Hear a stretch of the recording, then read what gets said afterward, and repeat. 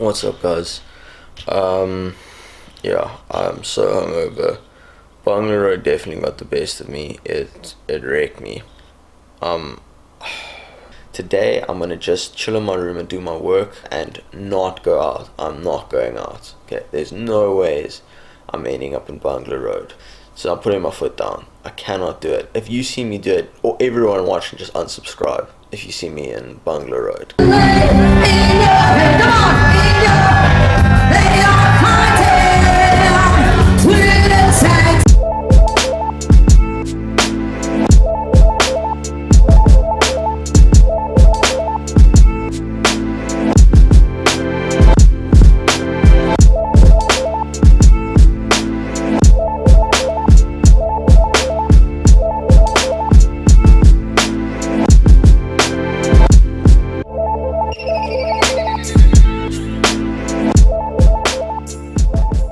Hey, good morning, guys. Right now I'm busy editing videos. So I'm just editing actually editing my intro video. So when you see this video will have been out for quite a while already. But yeah, it's my third day and I'm only posting it now. Been quite busy and it's been quite intense getting everything sorted, going out and shooting regularly to get some decent content. So yeah, I might just chill now, finish editing this video, watch some episodes, have lunch, and then get on a Song Thao I think it is, to the south coast. Okay, what's up, guys? I'm on Patong beach now, or about to go into Patong beach. Sorry I haven't been vlogging much today. I've been pretty busy working. I almost got a ticket for jaywalking. Yes, I think it was jaywalking. I just walked across the road and like this traffic cop started blowing his whistle at me. So I was like, yeah, and he was like, yeah, you, ticket. I was like, why? It's like walking. So I knew he couldn't say jaywalking, so I was pretended that he was joking, like laughed and started walking away, and he was like furiously blowing in his whistle. But I escaped. I'm like, seriously, you are around the corner from a road where people hold pythons, live pythons around their neck, and where you can buy a pellet gun and fire it into a crowded area, and you want to write me up for fucking walking across the road. But anyways, I also got bitten on my toe earlier, so that's not ideal. Now this is sounding negative, so I'm gonna up the positive vibes now by walking on this beautiful beach. So the plan initially was to go down to the south to Nai Han to photograph the sunset, which is apparently the most beautiful spot on Phuket, but it turns out that it's really far and it's going to cost about 1,300 baht there and back with a tuk-tuk, which is pretty much my daily budget, so it just blows it out of the water. I was thinking of it, I was going to do it. If it was as beautiful as they say, it might have been worth it, but then I just thought it's just too much money. I'm a backpacker. I'll be a bit of an idiot if I spent 1,300 baht for a sunset, especially when you have this beautiful beach here, which also has a pretty fantastic sunset, I'm told. So I thought rather just walk to Patong beach for free, it takes like 5 minutes from my hostel, and shoot that, not spend a single baht. So that's what I'm going to do now. I just got a suspiciously warm gust of air blown into my face, that's weird, accompanied by a strange smell. So I'm going to carry on moving, trying to find the best place to shoot the sunset.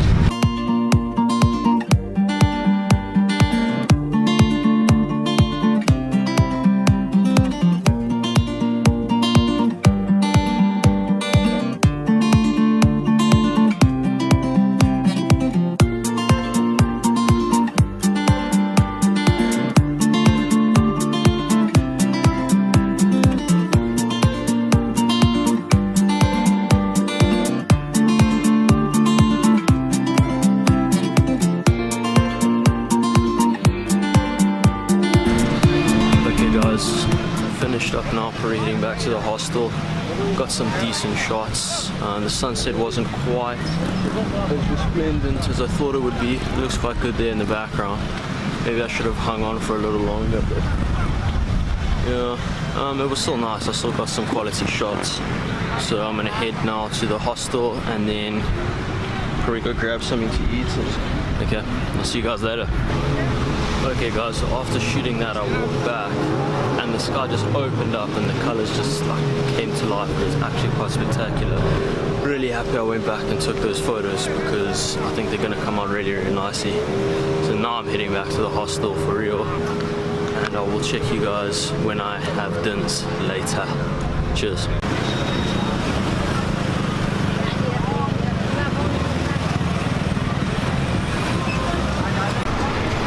One thing I have noticed since I've been here, or since I've been in Southeast Asia, is that you can tell how long someone has been in Southeast Asia by how long it takes them to start walking across a busy street. So like the Thais just walk and they just like look around a little bit but go for it.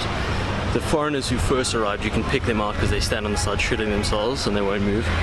Then you get the people like in between who, like me, this is my second time here, so a bit more confidence, and I realize if I just stand there I'm never going to go, so you just kind of have to go for it. And then you get the people who just walk without even looking. You just arrive at the stop and just walk right across. They usually have like beards and like red eyes, and they've been in Thailand for too long, I think.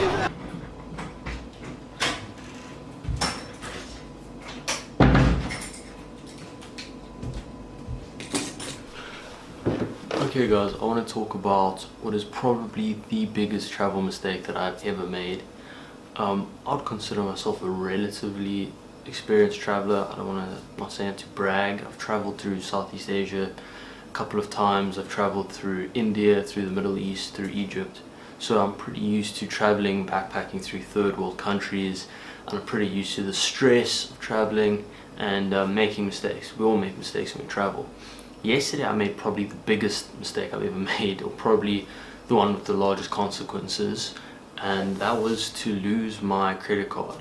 I got to the airport, I was trying to get, I'd just gone through customs, I'd just gone through passport control, got my bags, and was frantically trying to get on a minivan to Patong from the airport. I managed to, I saw an ATM, I went to the ATM to draw my first, because I draw for a couple of days in advance, so I was doing my first batch of days, and I saw the minivan and shuttle services, and was right there where the ATM is. I thought that's perfect.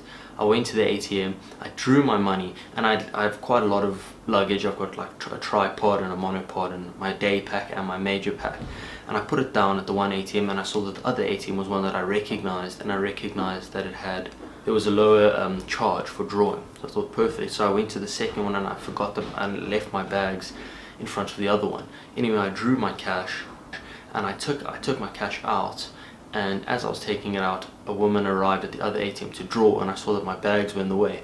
So I quickly took my money and I moved my bags, and I forgot that I left my card in the ATM, because as soon as I moved my bags I saw the shuttle service. I was like, fantastic. I put my bags on and I missioned there, and I only realized last night, because I was going to go out to Bangalore Road and have some beers, and I don't like to take my credit card and my ID and that and my driver's license with me. So I took that out of my wallet, and I saw that my credit card was missing. I cannot believe it. I left it at the airport. I called the airport, they haven't found it, so someone must have taken it. Anyways, my parents called my bank and they were like, yeah, it's missing, whatever. It's been cancelled, and I'm getting a new credit card sent to me. It's going to be couriered to me from South Africa. So they say it's going to take between 3 and 4 working days minimum. Today's Tuesday, so the best I can hope for is that it's going to get here by Friday. If not, I'm going to have to stay here for the weekend, and it'll only arrive Monday or Tuesday. I was not planning on staying in Patong this long. I was planning on staying for maybe 2 nights, and I was going to leave tomorrow. Obviously can't do that now. I've spoken to my hotel and I've got a bit of a reduced rate to stay until Friday. I might need to stay longer than that, so I'm going to be in Phuket for about a week, which I was not planning on doing. Maybe this is the travel gods telling me I need to look at Phuket again and give it a second chance, because as I said earlier, I've been here before and I did not like it. So I'm going to be here for a week. Phuket, I'm going to be in Phuket for a week. I've got a week to find something that captivates me in Phuket, and maybe this is a good thing. Maybe I'll leave here loving Phuket and recommending it to all of my friends and family. So I'm going to look at this as a blessing in disguise. I'm going to do some work now, and I'll check you guys in a little while. Cheers. Okay, what's up YouTube? I'm about to go get some chows, get some dinners. I'm really hungry. And I'm starting to get used to this filming myself in public thing. I've always been terrible at it because it's just so awkward when people stare at you as you walk past, filming yourself like a crazy person. But last night I forced myself to film while I was in the middle of Bungalow Road, literally like surrounded by over 1,000 people. So I feel like once you do that, you can literally film yourself anywhere. I'm gonna go grab something to eat, then I'll probably end up in Bungalow Road. I hope not. I promised myself I wouldn't. There was almost an accident there. Holy shit. Check you guys later. Look at the size of this menu. Fucking enormous.